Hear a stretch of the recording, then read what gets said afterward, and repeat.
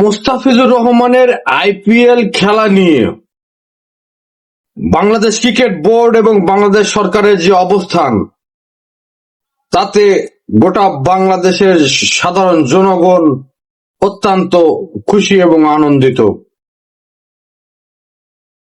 কারণ এমন একটা বাংলাদেশি মানুষ দেখতে চায় যারা কারো তাবেদারি বা কারো আধিপত্যকে বরদাস্ত করবে না।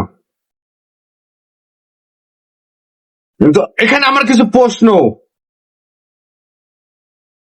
কিছুদিন আগে বাংলাদেশ মহিলা ক্রিকেট দলের কিছু নারী সদস্য যে যৌন কেলেঙ্কারির ঘটনাটাকে সামনে আনলো, তার বিষয়ে বিসিবি বা বাংলাদেশ সরকারের পদক্ষেপ কি? এনামুল হক বিজয়কে বিপিএল থেকে বহিষ্কার করা হলো। সে নিজেকে নির্দোষ দাবি করছে এবং সে বারবার বলছে যদি আমি দোষী হই তাহলে যেন আমাকে সারা জীবনের জন্য নিষিদ্ধ ঘোষণা করা হয়, আর যদি দোষী না হই তাহলে আমাকে উপযুক্ত ক্ষতিপূরণ যেন দেওয়া হয়। এই বিষয়ে বিসিবি বা বাংলাদেশ সরকারের অবস্থান কি? কিছুদিন আগে অন্তর্বর্তী সরকারের ক্রীড়া উপদেষ্টার অধীনে বিসিবির যে নির্বাচন হলো, তথাকথিত নির্বাচন, যে নির্বাচনের নিয়ে নানা প্রশ্ন এখনো মানুষের মনে থেকে গেছে, সেই বিষয়ে বাংলাদেশ সরকার বা বিসিবির পদক্ষেপ কি?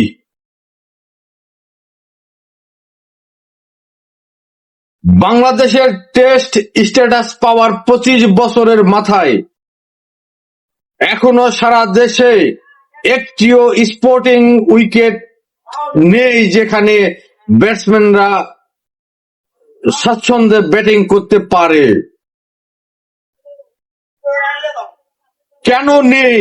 এই বিষয়ে বিসিবি বা বাংলাদেশ সরকারের পদক্ষেপ কি? ক্রিকেটার তুলে আনার যে পাইপলাইন,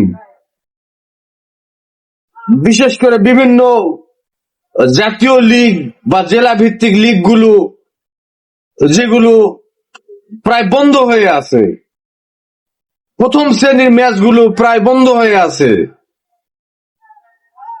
এইসব বিষয়ে বিসিবি বা বাংলাদেশ সরকারের পদক্ষেপ কি?